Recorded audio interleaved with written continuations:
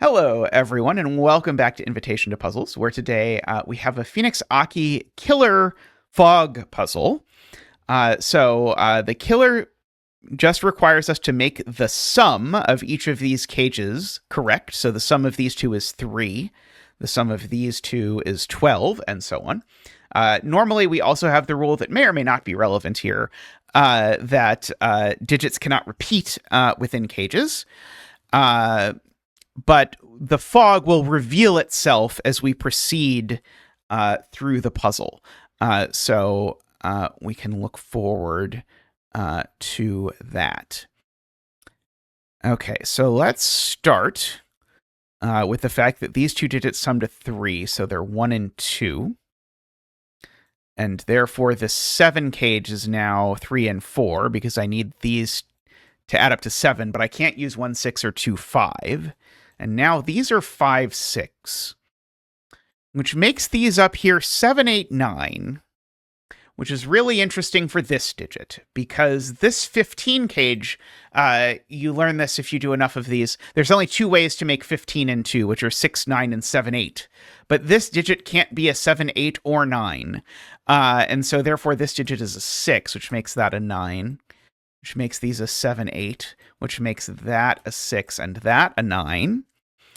Let's see, 13. So this is not 4, 9, or 6, 7, so it had better be 5, 8.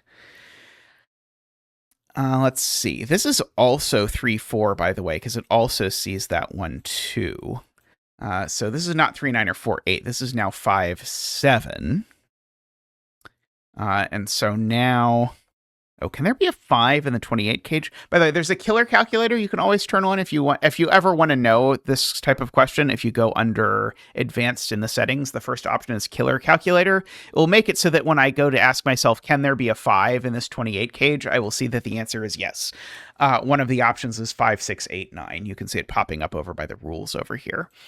I wanted to say that by Sudoku, we had to have a 5 there, but we don't. The 5 could go there as of now. Let's see. One of these is a 5. That doesn't look too useful. Let's see. I do think I know there's a 9 in here, though. There's always an 8 and a 9. Okay, so there's always... that's it. So there's always an 8 and a 9 in this 28 cage. An 8 and 9 look down via this 9 and this pair to make these an 8, 9 hidden pair. Now, let's repeat the deduction about the 5. Where does 5 go in this box? 5 looks at it down from here, across from here, putting it in the 8 cage, which makes this a 1, 2, 5 flavor of 8 cage, which now tells me what this 28 cage is, because now these two digits that need to sum to 11 can't be 5, 6, and therefore have to be 4, 7. And that 7 there is looked at by this 5, 7 pair. So that's a 4, making that a 7, making that a 3, and that a 4. Not a lot of fog revealing itself in this fog puzzle, I gotta say. One of these digits is a 6, and the other is a 3. So that's the 3, and that's the 6. Okay, there we go. I speak of the devil. So now I finally got to the intended deduction. I assume all of that was exactly as intended, because it was very precise how all of that worked out. Okay, so 17 cage. I would never put a 17 cage like this in this puzzle. But anyway, 17 cage, always 8, 9. Just to be clear, why would I not do that? Because this is a cage that's forced just by its very existence, and I would use everything sort of floating around, but I guess it's sort of a nice way to say you've been rewarded by these 3 additional cages. Anyway, that's now a 7.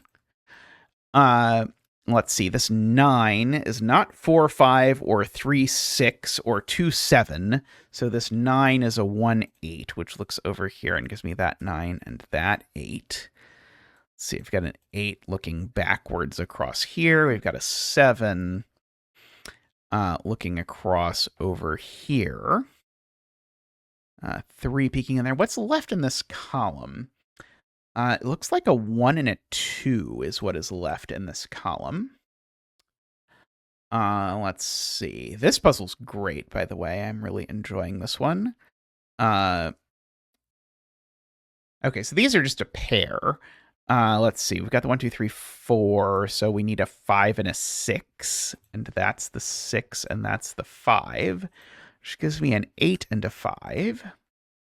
Okay, the 5's definitely not going in the 10 cage. I'll tell you that much at least. I can place the 8 by Sudoku in this box because I've got that pair of 8s, or sorry, that 7, 8 pair looking across, that 8, 9 pair looking across, and that 8 looking up has made that an 8.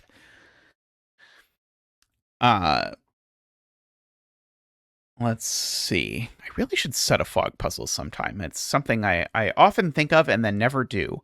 Let's see. What is left in this row? Is it 1, 2, and 5? It is 1, 2, and 5, isn't it? Which is a little bit funny because that's a 1, 2, 5 triple. So now these are also a triple of 3, 4, and 7. But the 7 looks across, so that's the 7.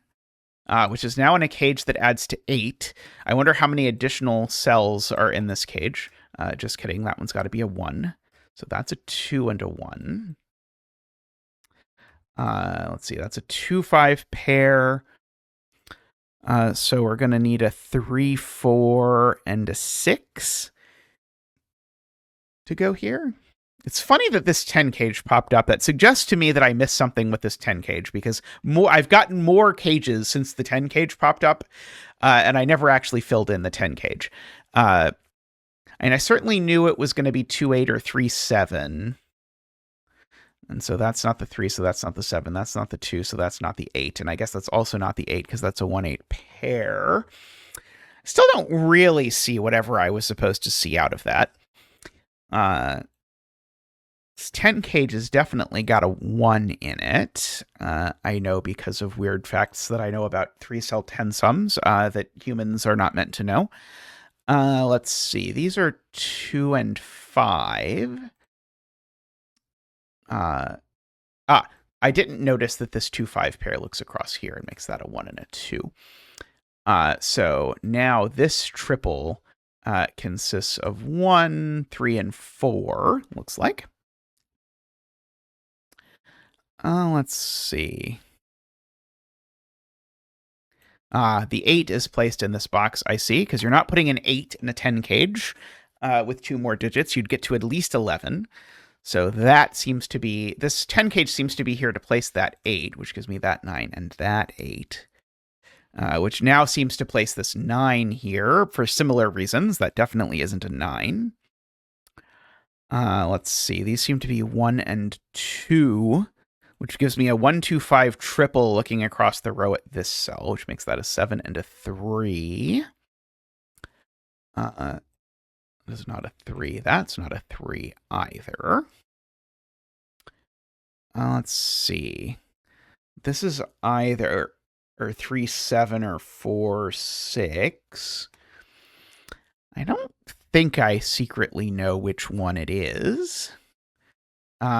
This 10 cage, though, needs a 1, and so I'll show you the secret of 10 cages in 3 cells that I mentioned as unknowable knowledge, is that if you look at these, there's 4 ways to do it. I'm pointing at them here over the rules. 3 of them involve a 1, and 1 of them doesn't. The only one that doesn't involve a 1 is 2, 3, 5 exactly. Well, this cage is not 2, 3, 5 exactly, because there's a 3 in the box. So there is a 1 in here somewhere, and that 1 by Sudoku can only go there, which makes that a 4. Gives me those digits across there, which I thought would open up something, but it didn't. Let's see. Okay, so now well, I might know what it is, but I don't want to think about it yet. Let's see. One of these digits is a 2, and the other is a 5. So that's the 5 and the 2, which makes that a 7, just so that the total works. So that's an 8 and a 7. No 5 there. Let's see. This is a pair 4 and 9 in some order. Oh, this is just a naked single and has been for quite a while because I've got everything else in the row. It's a 2, namely, which makes that a 5 and a 2. Maybe that's how I was supposed to resolve this 10 cage earlier, because I think this has really been there that long. Let's see. This is a 3 and a 6. So that's the 3. That's the 6. This is now a 4, 6, 10 cage because it doesn't have a 7, 8, or 9 in it. And so one way to just remember scanning 10 cage, 2-cell 10 cages is they always have a low digit 1, 2, 3, or 4 and a high digit 6, 7, 8, or 9. So if you ever see a 10 cage that's looking at lots of low digits or lots of high digits, it tells you almost certainly know what's in it. And so in this case, it's 4, 6 that are in it. The rest of the row in this case contains a 3, which goes here. And a 9, which goes there, giving me those digits, and those digits if I hit the right button. Okay, these 2 digits, because we've got a 4, 6 pair, are 7 and 9, in an as of yet undisclosed order. Let's see, what about these? These seem to be 4. They're really going to make me think about this 10 cage, I bet. But I'm going to try my best not to. These are 4 and 5. Oh, maybe I can get away with it. 6 and 4. Okay, can he get away with it, folks? Let's find out. 2, 3, 4, 5. Okay, this is 6 and an 8. By the way, the reason I'm trying to avoid it is because it bends across 2 boxes, and I don't really want to candidate mark a cage that bends across boxes to try and ask myself like what it can really be if I can avoid it. These are 6 and 8. Okay. So now that's 9 and 8. That's 7 and 9. And so now we know what these 2 are. And I indeed get away with not having to think about this 10 cage at all, aside from doing a little bit of subtraction, because these digits are a 1 and a something. It's got to be a 7. So they're 1 and 7, making that a 2. 1, 2, 5, 1. And now we can finish up. This was a lovely puzzle. Perfect for the idea of variant Sudoku sort of intro idea. The nice thing about fog puzzles is that the first 3 digits are 5, 4, 6, 7. Oh, I see. The first 3 digits are 4, 6, 5, 6, 7 because this is posted with 2 different puzzles. I see. But yeah, the nice thing about fog puzzles is they make you get the right deduction because you can't sort of make any reasonable conclusion without having it. So very nice puzzle there. Thanks everyone for watching. Let me know how you enjoyed that. We'll be back with more. As I said, there is a second one of these, so we're definitely going to do that one. We'll be back with more soon. Thanks everyone for watching. Bye for now.